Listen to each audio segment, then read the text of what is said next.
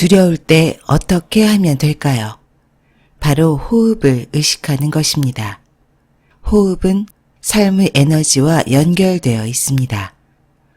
호흡을 평온하게 유지할 수 있다면 위기 상황을 극복할 수 있습니다.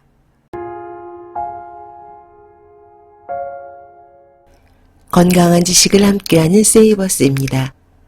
오늘 읽어드릴 책은 미안하지만 스트레스가 아니라 겁이 난 겁니다. 저자 베아타 코리오트가 쓰고 스노우폭스 북스에서 편했습니다. 두려움으로 인해 마음이 아픈 사람들이 너무나 많습니다.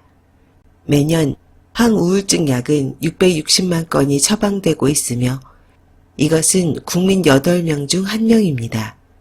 두려움과 우울함 속에서 고통받는 사람들이 정말 많은 것 같습니다. 하지만 저자는 두려움에 대해서 우리가 아직 두려움의 출구를 찾지 못했을 뿐이라고 말하고 있습니다. 우리가 진정으로 두려움을 자각할 때 그때야 비로소 자유로워진다고 강조하고 있습니다. 저자의 해답을 읽어보도록 하겠습니다. 지금 시작합니다. 저자 소개, 베아타 코리오트, 파워요가의 창시자인 브라이언 캐스트에게 명상 호흡 훈련을 받은 최초의 독일인이다. 방송학을 전공하던 그녀는 하나밖에 없는 동생의 자살 이후 학업을 중단하고 방황하던 중 1996년 산타모니카에서 에어컨도 없는 방에 누워 150여 명과 함께 호흡을 경험한 후 홀린 듯 깊은 평온과 이완 상태에 이끌렸다. 이후 모든 것을 던져버리고 조용히 지내는 법을 배우고자 수도원에 들어갔다.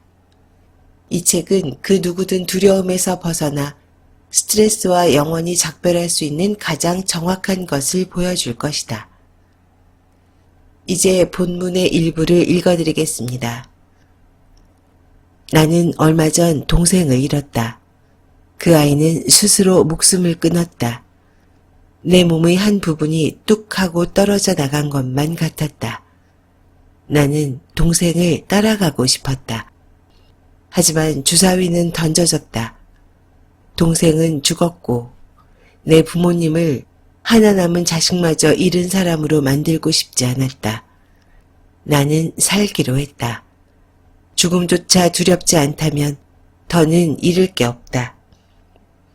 동생이 세상을 떠난 지 2주일 후 나는 학교로 돌아갔다. 학교 건물은 한때 열렬한 사랑을 고백했던 옛 애인처럼 보였다. 그 순간 나는 지금부터 내가 하고 싶지 않은 일은 절대로 하지 않겠노라 결심했다. 내게 주어진 삶의 시간이 너무나 짧게 느껴졌다. 앞으로의 내 삶이 어떻게 흘러갈지 전혀 알 수 없었다. 나는 내 마음의 나침판을 따라 나설 준비가 되었음을 느낄 수 있었다. 나는 학교를 그만뒀다. 삶의 생기를 불어넣고 그 한계들을 헤아렸다. 미국 곳곳의 여러 사막을 돌아다니며 밤낮 할 것 없이 내내 춤을 췄다. 최대 속력으로 차를 몰아 어느 성벽 앞에 다다라서는 까만 총을 꺼내 백운석 덩어리들의 탄날을 날렸다. 나는 세상에 대해 하나도 아는 게 없었다. 삶조차도 전혀 몰랐다. 모든 게 칠흑 같은 암흑이었다. 그때 책 속에서 속삭임이 들려왔다. 괜찮아 꼬맹이, 괜찮아. 너는 혼자가 아니야. 내가 널 알잖니. 고독에도 그만한 의미가 있단다. 1년 뒤 산타모니카의 대로변, 에어컨 하나 없는 방 안. 나는 잠옷바람으로 매트리스 위에 누워 있었다. 요가를 하고 호흡을 하며 땀을 흘렸다. 밖으로 나올 때마다 하늘을 나는 기분이었다. 나는 내가 이것을 평생 하리란 걸 느낄 수 있었다. 몸을 움직이는 것, 그것 때문만은 아니었다. 나를 깊은 잠에서 깨운 건 무엇보다 호흡이었다. 수년간 마비되어 있던 내 몸 안으로 피가 다시 도는 느낌이었다. 이전까지는 이런 메커니즘을 이해하지 못했다. 하지만 호흡은 나를 집으로 돌아가게 했다. 그리고 살아있는 고요가 무엇인지 알게 되었다. 내 머릿속은 긴장 완화에 대한 생각으로 가득했다. 그걸 이해하고 내 것으로 만들고 싶었다. 내 삶의 모든 시끄러운 것들을 던져버리고 조용히 지내는 법을 수도원에서 배워나갔다. 요가와 호흡, 그리고 명상을 하는데 대부분의 시간을 보냈다. 이때 요가 지도자, 호흡 치료사, 그리고 전문 자각 교육자가 되는데 필요한 근본적인 것들을 갖추게 되었다. 지금, 그리고 여기. 나는 100% 경험을 바탕으로 한 책을 두 손에 들고 있다. 나 혼자만의 경험뿐 아니라 지난 20년간 함께 작업하며 내게 가르침을 준 수많은 이의 깨달음들도 담고 있다. 프로 운동선수나 치안 전문가처럼 가늠하기 힘든 엄청난 압박에도 불구하고 자신의 역할을 훌륭하게 해내야만 했던 사람들도 만나봤다. 입 안이나 목 뒤로 총구의 싸늘함을 느껴봤던 사람들. 국민이 위험에 처했을 때 출동해 테러리스트의 공격을 막아내야만 하는 사람들. 나에게 감동을 안겨주었던 사람들의 이야기다. 나는 그들과 놀라운 이야기들을 나눴고 이제 그 이야기들을 당신과 나누고자 한다. 그들이 온몸으로 경험하고 탐구했던 것들이 우리의 삶을 이제 정말로 바꿔줄 것이다. 이 이야기들로 나는 두 가지를 이루길 바라고 있다. 첫 번째는 당신이 캐캐 묵은 낡은 상자 속에서 벗어나 새롭게 생각하고 경험하도록 영감을 받기를 바란다. 두 번째는 당신이 시간이 지남에 따라 점차 사랑하게 된 무언가를 지워버리길 바란다. 바로 스트레스에 대한 당신의 생각이다. 물론 아주 용감한 사람들에 한해서다. 단순히 암호명 스트레스를 더는 입 밖으로 꺼내지 않는다고 해서 가능한 건 아니다. 우리가 진정으로 지각할 때라야 가능해진다. 그건 바로 두려움. 스트레스라고 부르지만 실상은 두려움을 뜻하는 것을 말이다. 그리고 우리는 이런 두려움을 잘 다루게 될 것이다. 세상을 잠시 멈추고 숨을 쉬어보자. 그리고 그 여정을 떠날 채비를 하자. 스카이다이빙을 할 때 우리 몸에 발생하는 현상. 스트레스 연구가인 켈리 맥고니걸은 스트레스의 정의를 우리에게 중요한 뭔가가 위험에 처할 때 경험하게 되는 것이라고 했다. 100% 맞는 말이다. 무언가가 위험에 빠졌다고 생각만 해도 우리는 스트레스를 경험한다.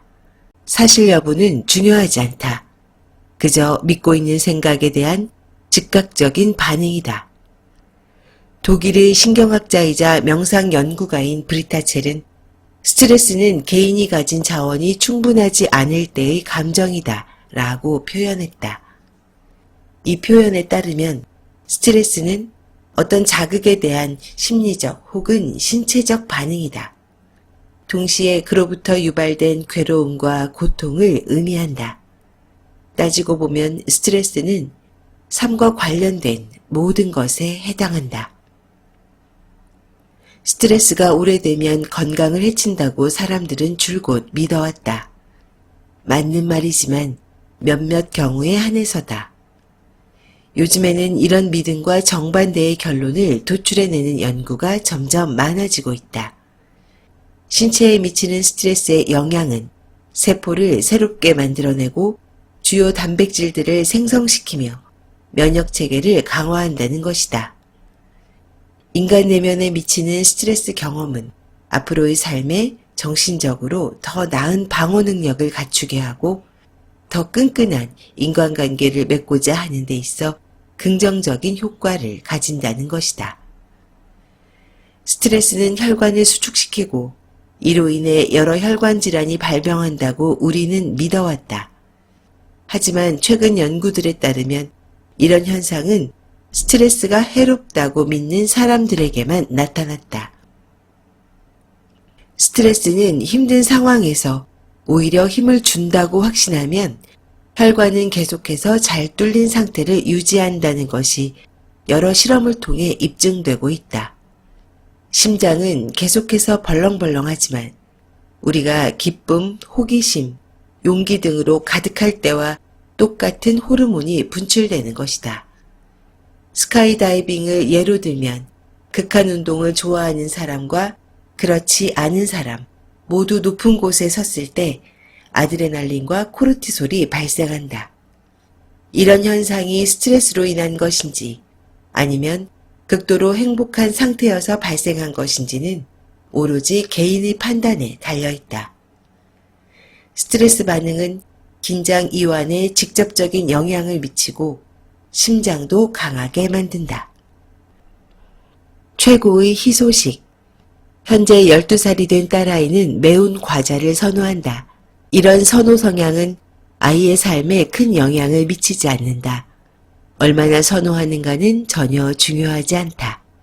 오히려 남동생이 부모로부터 늘 더 많은 시간과 관심을 얻고 누나는 매번 원하는 대로 할 수 있다는 것을 느낀 둘째의 경험이 아이의 삶에 커다란 영향을 미칠 것이다.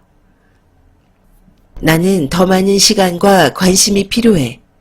싸워서 이겨야 해와 같은 생각 말이다. 똑같은 부모 아래 똑같은 환경에서 똑같은 교육을 받고 똑같은 운명적 사건들을 경험한 형제 자매라도 각자 나름의 지각과 사실이 있다. 그래서 쌍둥이 중 한 아이는 자신의 삶을 아주 행복하게 그리는 한편 다른 아이는 비기능적인 가족으로 묘사하는 상황이 벌어지기도 하는 것이다. 사고방식은 맑은 하늘에서 뚝 떨어진 것도 유전적인 것도 아니다. 사고방식은 결국 우리 선택에 의한 것이다. 한때의 사고방식은 우리가 세상을 이해할 수 있는 쉬운 방법을 보여줬다. 어떤 문제들과 계속해서 싸워나갈 필요가 없었다. 설령 사고방식이 우리 발목을 잡고 앞을 막아섰어도 행여 힘든 상황으로 우리를 이끌었어도 그건 하나의 해결책일 뿐이었다. 사고방식은 필수 생존 전략이며 우리를 돕는다. 이러한 사고방식은 누구에게나 다 있다. 최고의 희소식은 우리가 삶을 통제할 수는 없어도 사고방식을 바꿀 수는 있다는 것이다. 그리고 제법 쉽고 빠르게 그것이 가능하다는 것이다. 몸은 거짓말하지 않는다. 그렇다면 감정들은 어떻게 다룰 수 있을까? 정답은 호흡이다. 당황스러운 상황에서도 계속 호흡을 유지할 수 있어야 한다. 호흡은 삶이고 삶의 에너지이고 연결이다. 가쁘게 숨을 내쉬거나 아예 숨을 참아버리면 매번 이 힘에서 떨어져 나간다.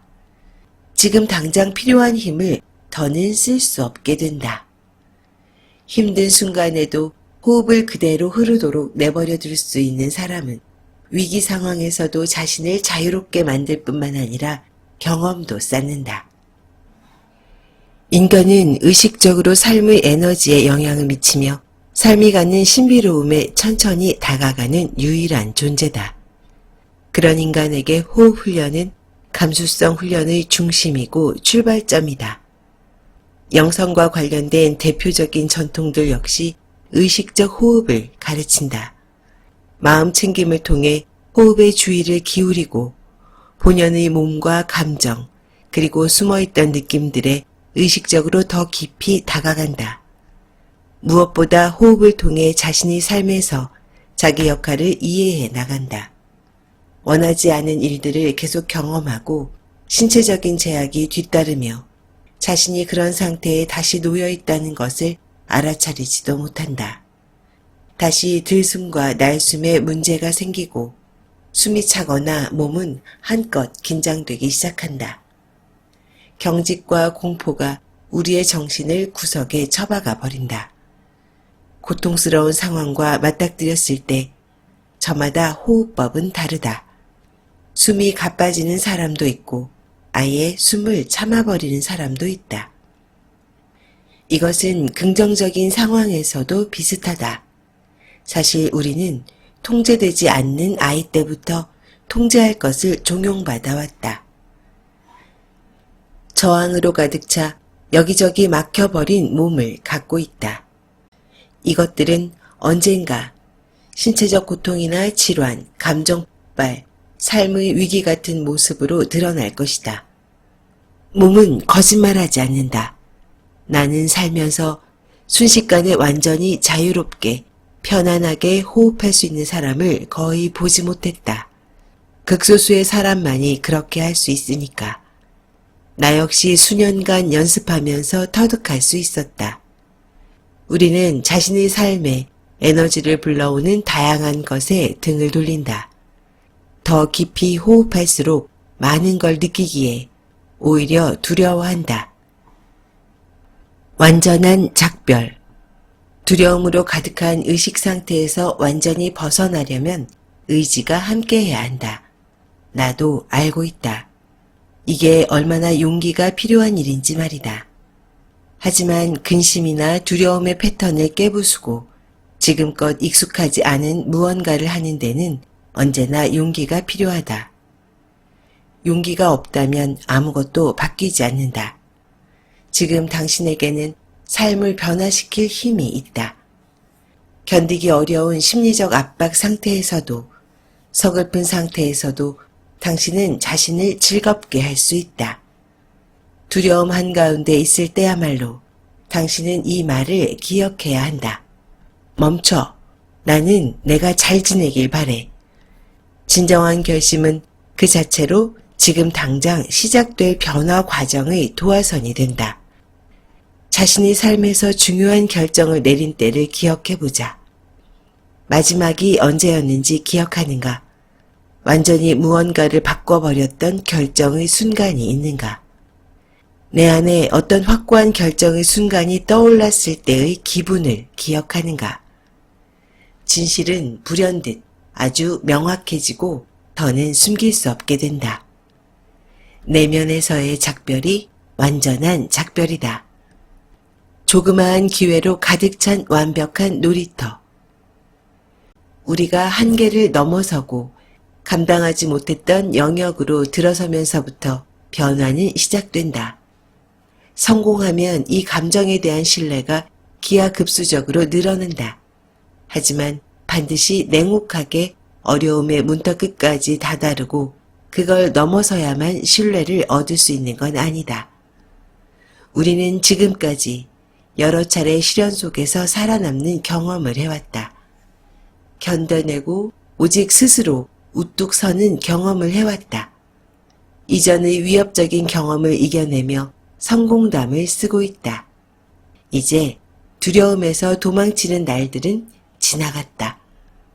신체 기억에는 새로운 정보들이 쌓여갈 것이고 오래된 그것들은 더 이상 당신의 발목을 붙잡지 못한다. 당신이 그것들을 떨궈냈으니까 더는 그 상황들의 희생양이 아니다. 당신은 빛을 발하는 영웅으로서 계속 나아갈 것이다. 당신은 해내고 있다. 실패 그 자체에도 당신 자신을 넘어서는 성장해 나갈 잠재력이 있지만 성공은 그보다 훨씬 더 재밌다. 자신의 큰 두려움에 바로 다가가지 말고 아주 작은 도전적인 일들을 시작해보자. 경력이나 삶에 어떤 영향도 미치지 않는 별로 중요하지 않은 상황들을 선택하자. 지금까지 베아타 코리오트의 미안하지만 스트레스가 아니라 겁이 난 겁니다를 읽어드렸습니다. 어떠셨나요? 얼마 전 켈리 맥고니걸의 스트레스의 힘을 소개해드린 적이 있었죠. 그녀는 스트레스가 몸에 해로운 경우는 스트레스가 몸에 해롭다는 믿음이라고 강조했습니다. 저자는 스트레스와 두려움을 벗어나는 해답을 사고방식과 호흡을 통한 현재의 살기를 제시하고 있습니다. 건강한 마음도 훈련이 필요한 것 같습니다. 저자는 에필로그에서 이렇게 말하고 있습니다. 익숙한 것들을 뒤로 하고 새로운 곳으로 나아갈 때마다 느껴지던 감정. 이건 두려움일까? 아니다. 두려움은 아니다. 이것은 기대로 가득한 설렘이다. 지금 앞으로 한 발 내디디면 이제 더는 붙잡을 곳이 없을 수도 있다. 하지만 당신의 가슴이 말하는 것을 믿으라. 나이가 들어갈수록 시간의 빠름에 깜짝깜짝 놀라곤 합니다. 인생. 고민하기에는 너무 짧습니다. 두려움에도 불구하고 항상 행동하는 여러분이 되시길 바랍니다. 지금까지 건강한 지식을 함께하는 세이버스였습니다. 여러분의 건강한 삶을 응원합니다. 감사합니다.